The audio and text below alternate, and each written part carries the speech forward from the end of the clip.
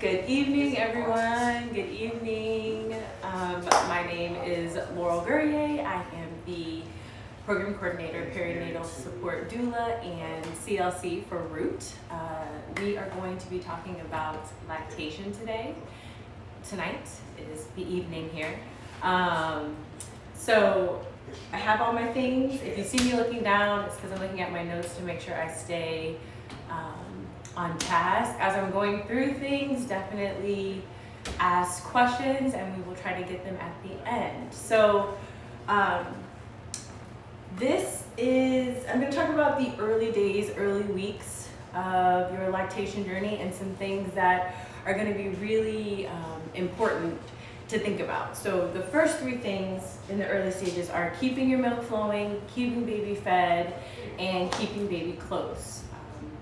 With keeping your milk flowing, it's really important that you're kind of following the supply and demand cycle. No matter if you are removing milk, milk is going to change from colostrum to milk no matter what. But what's important is that we continue that process and letting your body know that, hey, my baby needs milk, this is how much milk my baby needs. So the more that you're removing it, the more your body will make. So that will be definitely important.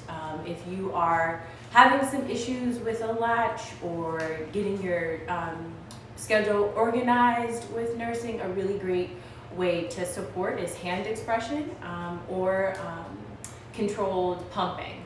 Can be really, really helpful in making sure that you're keeping the milk flowing. Also, keeping baby fed. So a really great way to keep the milk flowing is making sure that you are feeding baby. And as I stated before, hand expression, if you are, still both getting organized with your latch, making sure to follow baby's cues for when they are hungry, will help keep baby fed, but also keep that milk flowing. And another really great thing to remember is keeping baby close. Bare skin to skin helps, with bonding. It also helps release those hormones to support milk coming in. And it's also a really great way if you are bare skin with baby and baby's also bare skin, and letting baby kind of find comfort on your chest and in that area. So baby will have an opportunity to kind of smell your milk, smell that that's where it's at. They'll put their head near that. They might suckle. They might, they are just exploring that, hey, this is where I get fed, which will support your milk coming in, support keeping milk flowing, and also support in you and baby getting organized about how to get the best latch to support your journey. So yes, those are the things that you want to think about. I know many people talk about making sure that you're getting a deep latch is really, really important to ensure that you are getting your milk flowing and you're keeping baby fed. So some things to help with that are making sure baby is calm.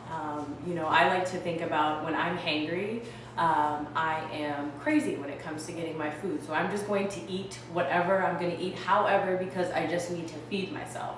Well, babies can kind of be the same way. So if you are trying to establish a latch, it's really great to catch baby early in their feeding cues. That way they're a bit calmer and it's a little bit easier to get baby on to get that deep latch that you want to get.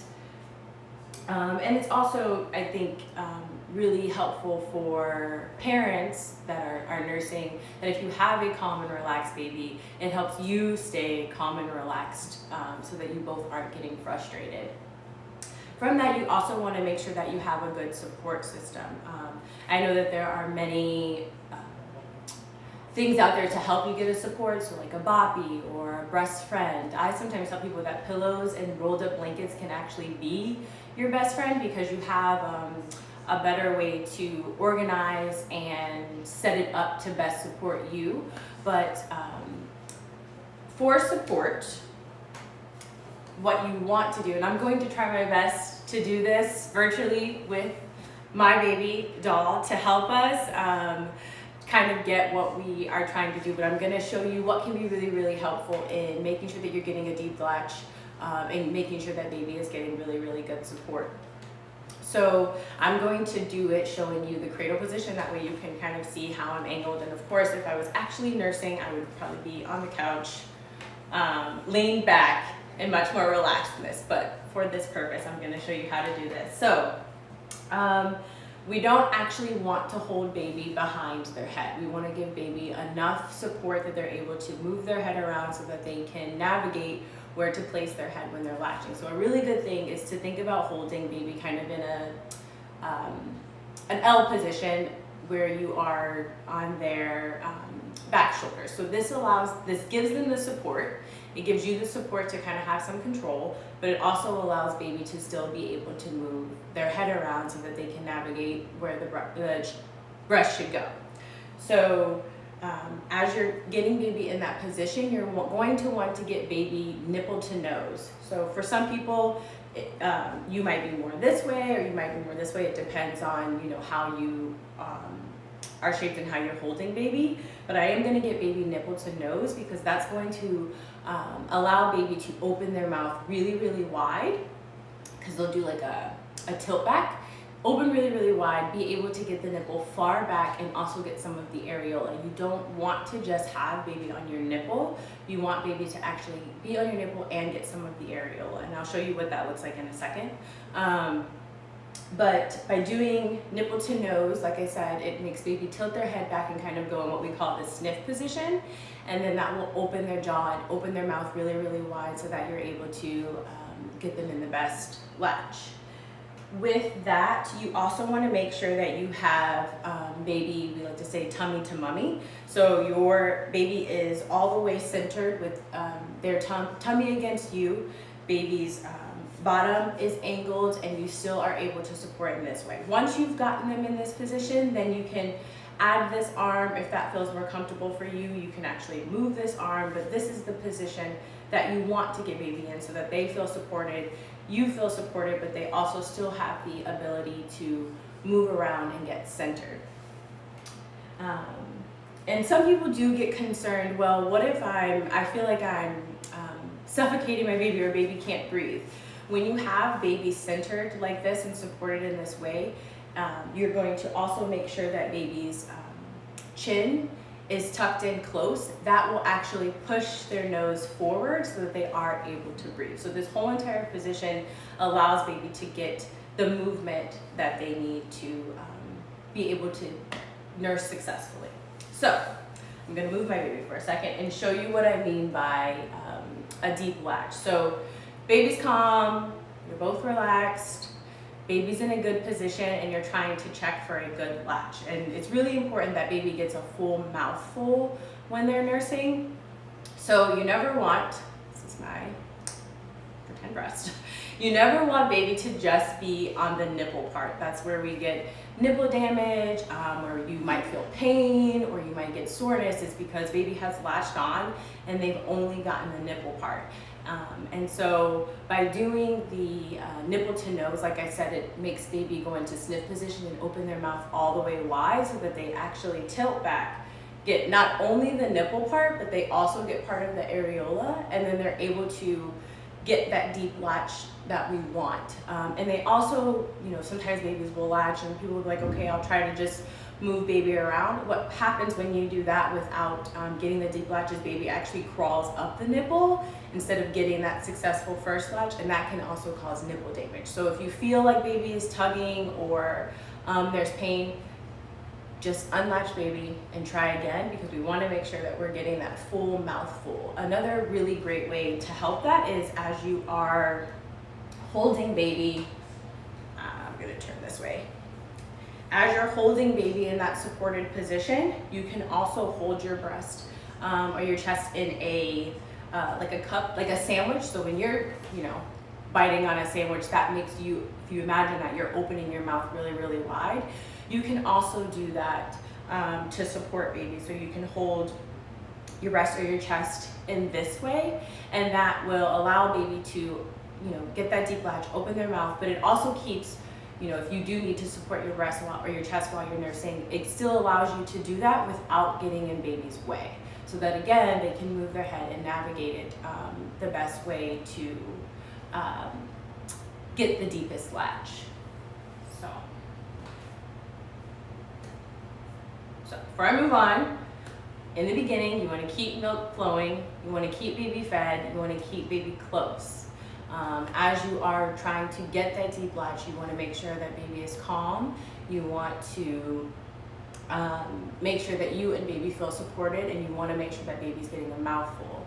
And something that I'm not sure if I said, but whether I said it or didn't say it, if you are, baby's hungry, you've maybe missed those early cues, something that can be really helpful is maybe even hand expressing a little bit out to just give baby kind of a little taste, like, hey, it's coming, to help calm baby down, and then go through the steps to make sure that you've gotten that really, really deep latch.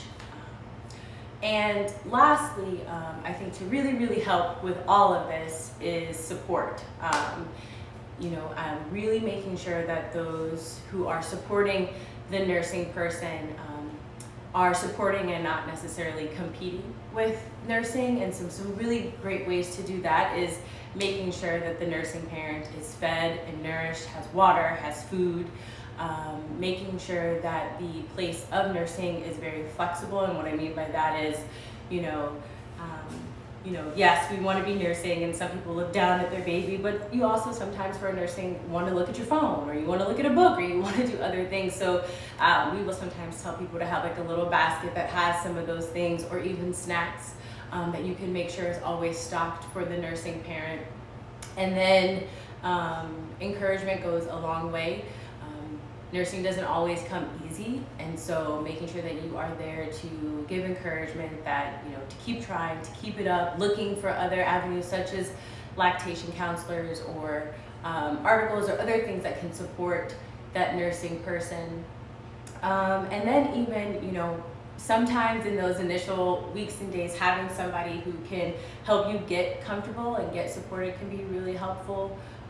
So those are just ways that partners and other support persons can help the nursing person. So I know that is a condensed version of lactation support, but if you are in need or you have more questions, of course, definitely reach out to us. But I think we have a couple questions or comments in there. I wasn't sure.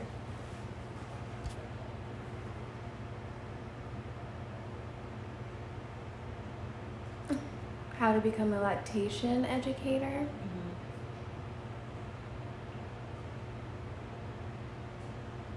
And that was the only question. Okay, got it. For any tips on that, how to become one? Yes, so there are a lot of different pathways. I will say that, but you have to have at least 45 credits for the CLC. And there are a couple of trainings that you can actually take to be able to do that. We started ours off with Healthy Children Project, and I'm probably messing it up, and I'm sorry to do that, but I would look up and kind of see, because it does always depend on what your experience already is and what you are doing as far as the pathway that you can take. Yes, that is my answer to that. I don't think common reasons that milk doesn't come in. Okay. One of those reasons can be, sometimes our milk flow fluctuates depending on what is happening with our body. So sometimes stress can be a really key factor, and maybe your milk isn't coming as it was before. A change in schedule, a change in baby's needs will shift your milk flow. As far as milk sometimes taking time longer to come in, that can also be if you've had any type of surgery or any shifts on your breast or chest can also interfere with that. So yes, thank you. Sometimes, you can be having issues because your bras are too tight, or there's some type of restriction that is causing that. But it's really, really key in those early weeks to make sure that you are, like I said, going through that supply and demand cycle to help with that. And like I said, hand expressing can be a great way if baby is not latching the best to be able to do that, or as I mentioned, controlled pumping. And I say controlled pumping because many people will start to pump because like, hey, I want to get my milk flowing, or I want my partner to be able to feed baby. And what we sometimes do is we actually overcompensate and we have an overproduction of milk. So you have to make sure that if you do go down that route, that you are doing it in a way that it's somehow mirroring what your baby is taking. Got it. Oh, thank you, Christine. Healthy Children Project was the CLC training. Thank you. Okay. If you have any other questions, reach out.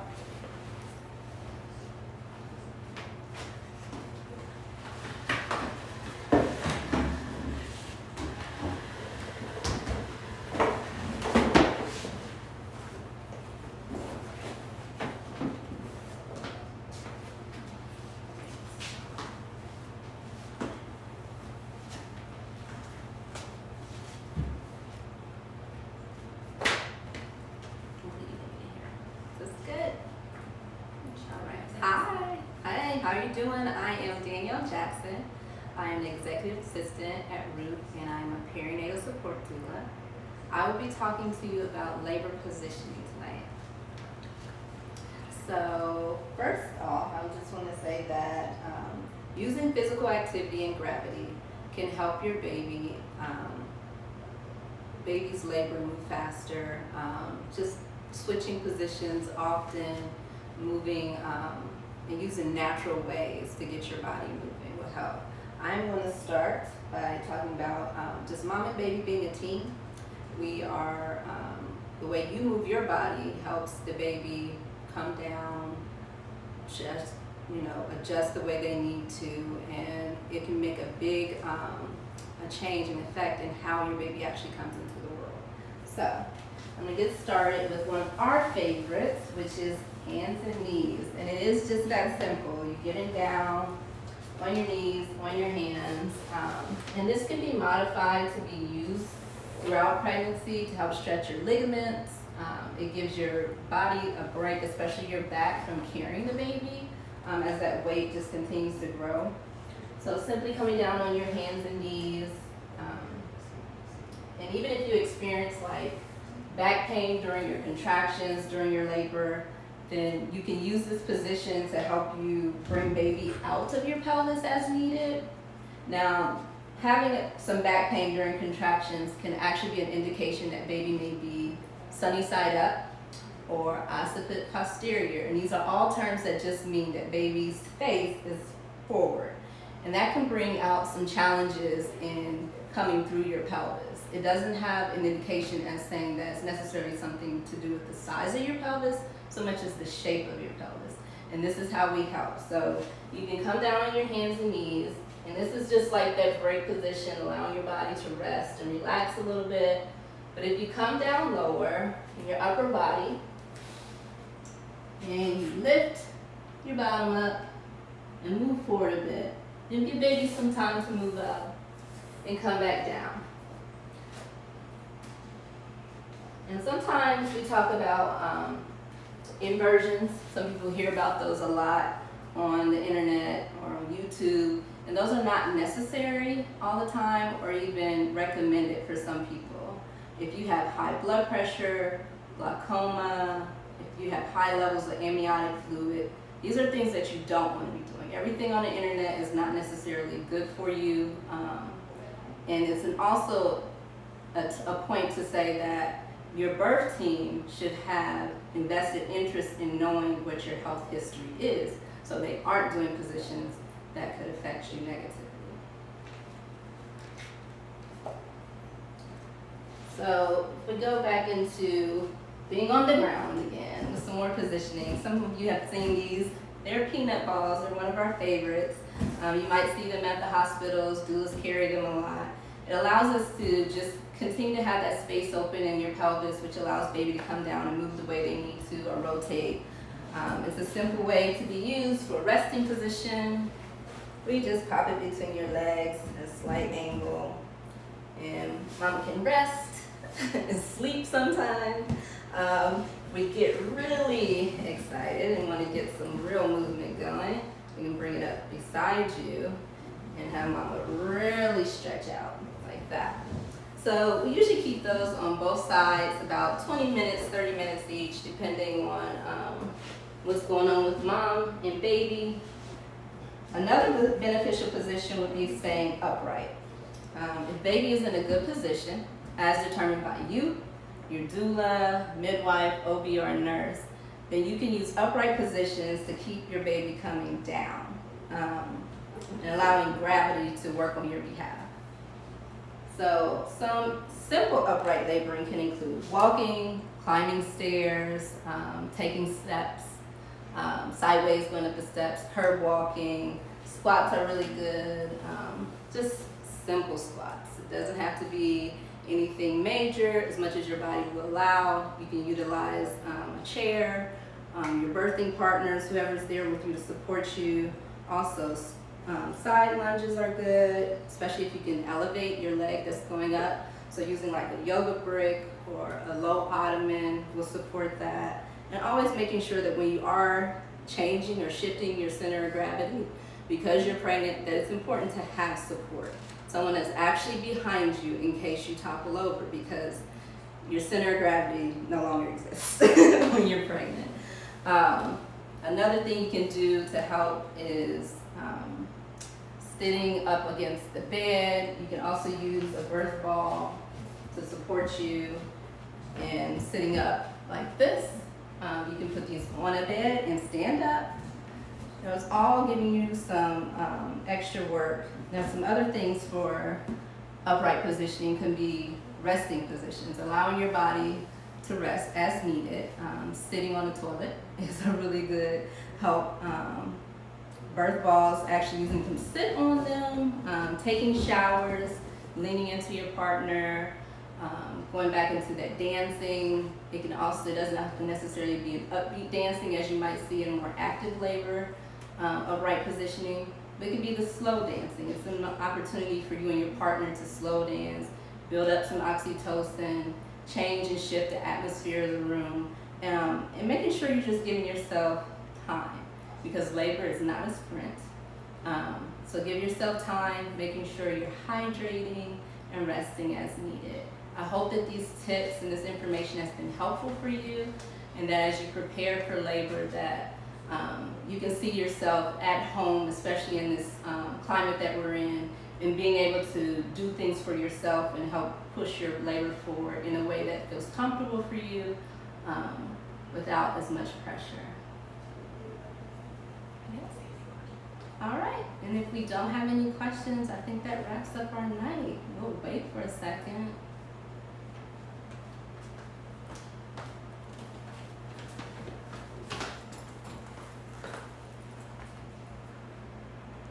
All right. It looks like no questions so far for labor positioning, but we did get a last minute question about lactation. We can come back to. Yes. You have another lactation question. What's the question? I've been breastfeeding for a year and I want to transition to using a cup during the day. Any tips? Yes. So what? It's like Someone wants your ball, Danielle. I was trying to see the camera. So if you are trying to shift from nursing into a cup, what you're going to want to do is introduce, baby to that cup during whenever baby wants to nurse, baby wants to drink. So you can express some of your milk into the cup and have baby use that. And it doesn't even just have to be whenever they're thirsty. It could be anytime during the day that you're just at least trying to introduce them, like, hey, this is another way that you can get nourished. Is really, really helpful. And then, just like I said, intermixing until you've gotten to a point where baby isn't necessarily asking for the breast or chest as much, but you are actually just presenting them the cup as their first choice. But I think using your own milk, something that they're already used to, can be a really great way for them to know, like, hey, this is something I like. I can also get it from this. So I hope that's helpful. Yay. right, well, thank you so much. And if you need additional support or have any other questions, you can head to our website at rootrj.org.